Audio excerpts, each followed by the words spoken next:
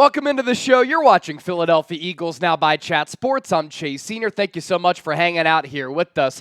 Coming up here on the Eagles Now Rundown, the Birds holding a team practice today. Going to pass along my biggest takeaways and news items. We're also going to hit some Eagles injury news on right guard Mekhi Becton and Landon Dickerson as the Eagles have some questions along that offensive line as far as injuries and depth go. And also on the injury front, given injuries at the wide receiver position, will Howie Roseman make a trade? A lot of buzz swirling that the Eagles general manager is scouring the market and could pull the trigger to bring in a new wideout to the Birds. First, I have a challenge for the Bird Gang. Can we get to 80,000 subscribers before week 1 when the Philadelphia Eagles take on the Green Bay Packers in Brazil? Cool setting. It's a cool team to open up against. We've been crushing our offseason coverage, training camp coverage, preseason coverage, and that's going to set the foundation for a great regular season slate and hopefully a deep playoff run for Philadelphia. So if you're looking for Eagles shows every single day that are insightful, informative, thought-provoking, that involve you, hit that subscribe button right now. Speaking of 80K, my goal this year, to get that silver 100K subscriber plaque from YouTube. We're 1,700 people away from 80,000 subscribers. Got to get there before week 1. Hit that sub button. I promise you, you will not regret it, and you will enjoy our coverage. Some Eagles scrimmage takeaways. Let's start there.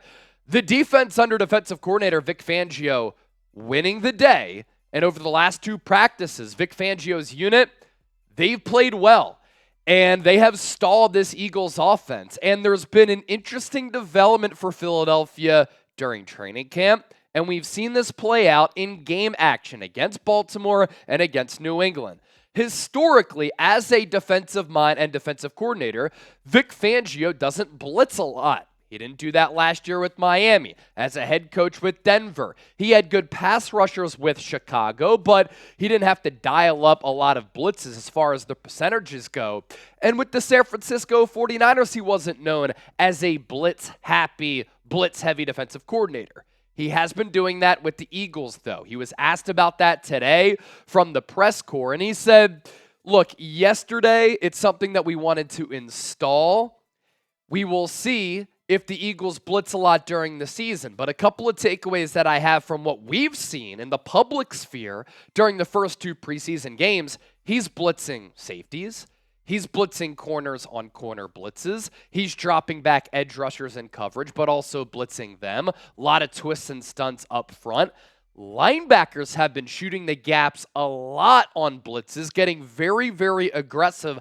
I'm kind of excited about this development as Vic Fangio changing his defensive philosophy, looking at what Steve Spagnuolo has done with the Kansas City Chiefs. He will dial up pressures at times. The risk in doing that is that your back end gets burned. But timely blitzes and getting creative with those blitz calls can certainly throw off some offenses. And the Eagles' offense last year, after they started 10-1, faltered down the stretch. What was a consistent theme under Nick Sirianni and Brian Johnson? They struggled against the blitzes. No hot routes, no safety vols, no checks. And the Eagles' offense the last 2 practices has struggled against the Vic Fangio blitz-heavy scheme. I thought Jeff McClain asked a very good question to Vic Fangio and said, prior to this practice plan, did you talk with Nick Sirianni and Kellen Moore? And did you explain, or did they explain, that last year they struggled with the blitzes? So throw us some blitz looks to see how we respond. Vic Fangio said no, but Kellen Moore came up to him after the practice and said, I'm glad that you caught a lot of blitzes because it forced us into having to make decisions and have to deal with some of those blitz calls on the fly. So this is something that's benefiting, I think, both sides of the ball for Philadelphia here in the lead up to week 1. Sticking with the offense, they had some unforced errors today, uncharacteristically sloppy. Up to this point, they haven't really been all that sloppy under Kellen Moore. Last year, they certainly were. And that brings me to this point. I think Nick Sirianni has to play his offensive starters in week 3 of the preseason. You have to get ready for the Green Bay Packers at some point because they're going to throw you a bunch of looks and you can't replicate game speed. More on that in a moment. Jalen Hurts, solid practice here today. He did struggle on Saturday, but He has not thrown an interception now in 14 training camp practices. That is 273 passes in total. To the defensive side of the ball, we could be seeing a shift for the starting off-ball linebacker alongside Devin White. And ideally, this would be the case because of where Philadelphia drafted him. And it's always good to see your draftees develop, improve, and progress. Nakobe Dean has really been flashing of late. He's put together a strong last couple of weeks. He's had some really good plays in coverage, good plays against the run. We've seen Vic Fangio get aggressive with calling some blitz calls for him. And Nakobe Dean had a good joint practice session on top of that against New England, then played very well against New England. I like Dean's mentality. He said, quote, "I'm not back, I'm better." And if the Eagles can get the Nakobe Dean, who was arguably the best off-ball linebacker at Georgia when he was in college, here in year 3 for their defense, it just makes this unit a lot better. And I get intrigued by a Devin White, Nakobe Dean 1-2 punch as the off-ball linebackers here for the Eagles.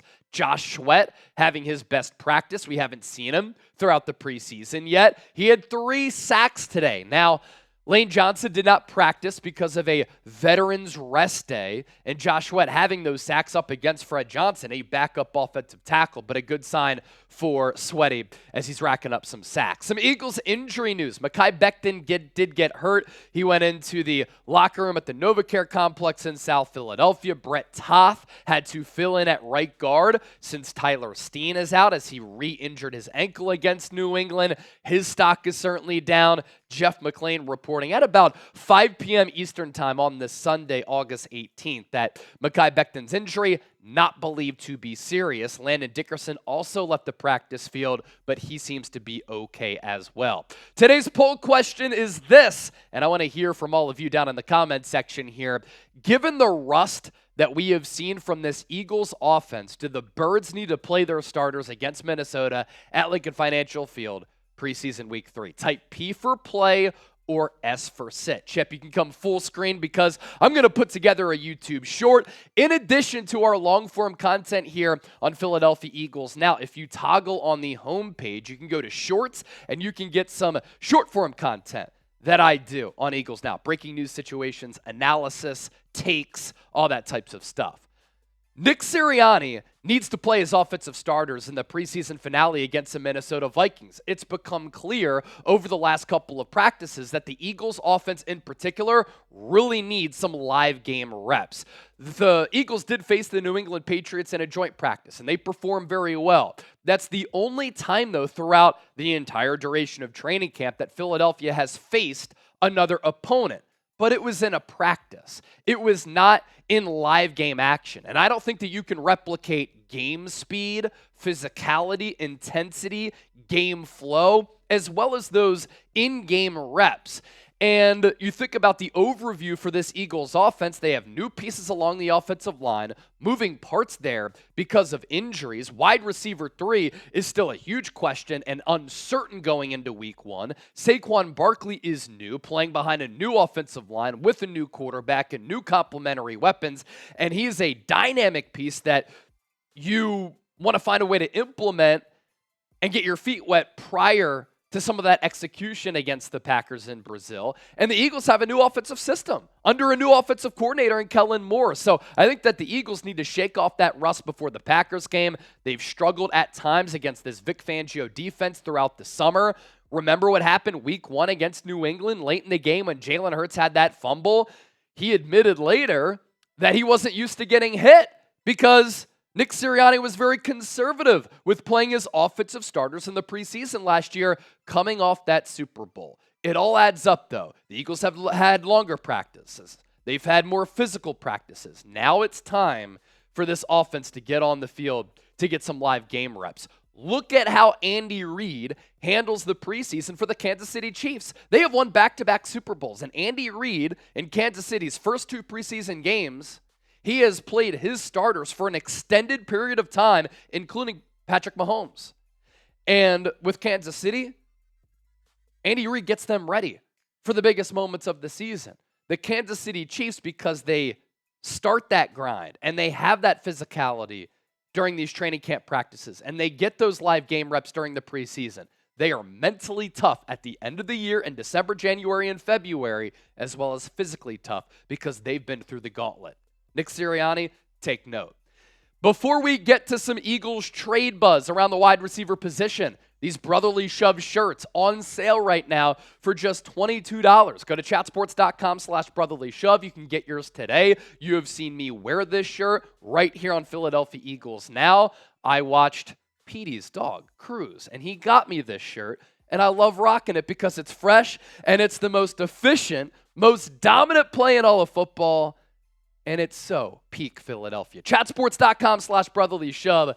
We'll put that link down below in the show notes and attached to the pinned comment of today's Eagles Now. Let's round out with this.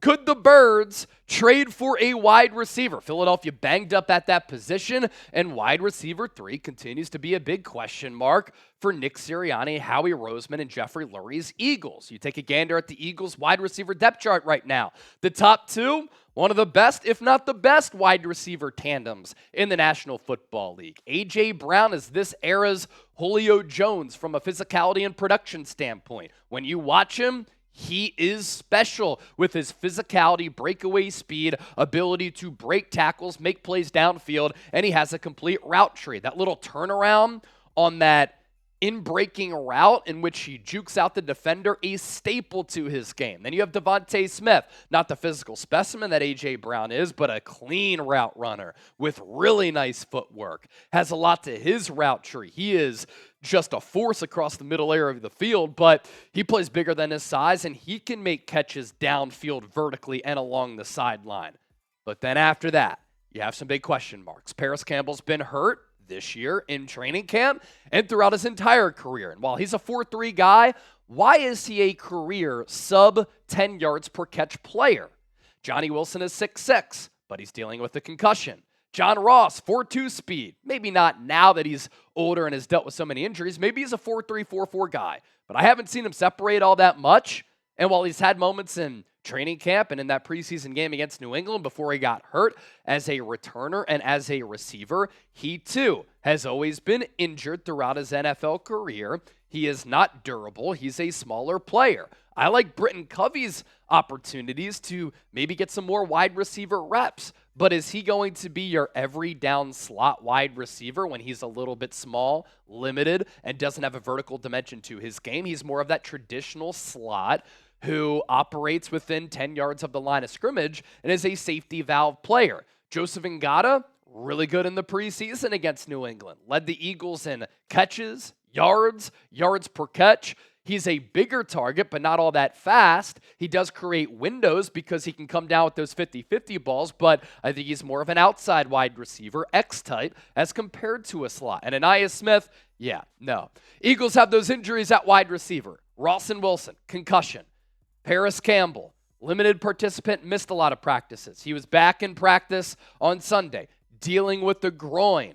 And CBS Sports making a valid point, an interesting point, that Philadelphia is a fit for Robert Woods. He has not had a 1,000-yard season in a couple of years, but could be on the outside looking in on that Texans wide receiver depth chart because they're stacked at that position. They traded for Stephon Diggs. They re-signed Nico Collins. Tank Dell is a stud. They have Noah Brown. John Metchie. So Robert Woods, an older player, but out of the slot, could be a decent option for Philadelphia. So too could Adam Thielen with the Carolina Panthers. Last year, surprisingly, after a couple of down years with the Minnesota Vikings in a bad offense in Carolina, he was one of the lone bright spots for quarterback Bryce Young, who really struggled behind a bad offensive line, had no run game, and limited weaponry outside of Adam Thielen. But Thielen, 103 catches, more than 1,000 yards, 4 touchdowns along at 32. Him operating out of the slot would be a great complement to A.J. Brown, Devontae Smith, and that would make your wide receiver room very, very deep, very, very talented, give Jalen Hurts yet another weapon, and create a lot of open offensive looks. And my point in the Eagles needing to address wide receiver 3, if A.J. Brown, Devontae Smith were to get hurt, this room goes from being one of the best in the NFL to having a lot of questions and becoming murky. So let's take a look at some more Eagles wide receiver trade targets here, who Howie Roseman could be looking at right now. And there is buzz that Howie Roseman could pull the trigger.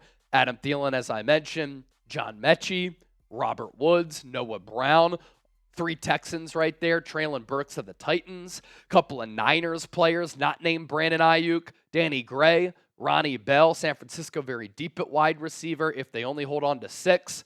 I'm not sure there's a spot on the roster for Gray or Bell, but intriguing young options. Danny Gray, a 4.3 guy, 1 catch in 2 years. Ronnie Bell, really good at picking up yards after the catch, more of a physical slot wide receiver. Amari Cooper, I deem that unlikely, but the Browns did not give him a long-term contract extension that he was seeking. And after the reports came out that the Niners were going to trade Ayuk for him, but Ayuk turned it down, Amari Cooper took to Instagram and said, wouldn't have minded that. David Bell, also of the Browns, intriguing ability out of the slot to pick up yards after the catch, although he's a little bit slow. Kendrick Bourne of the New England Patriots has been involved in some wide receiver trade rumors this offseason. The same can be said for Courtland Sutton of the Denver Broncos, Darius Slayton of the New York Giants. And if Howie Roseman just wanted to put his nuts on the table and make a big splash, he could trade for T. Higgins, a superstar wide receiver of the Cincinnati Bengals who's looking for a long-term deal.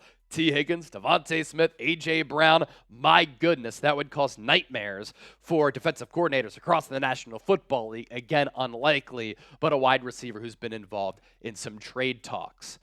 Which wide receiver trade target is your top target for Howie Roseman to go after? Let me know down in the comments section. Thanks for watching us here on Eagles Now. Have a great rest of your Sunday. If you're watching this show on a Monday, hope you're having a great start to your week. And if you're still watching right now, give me a real one.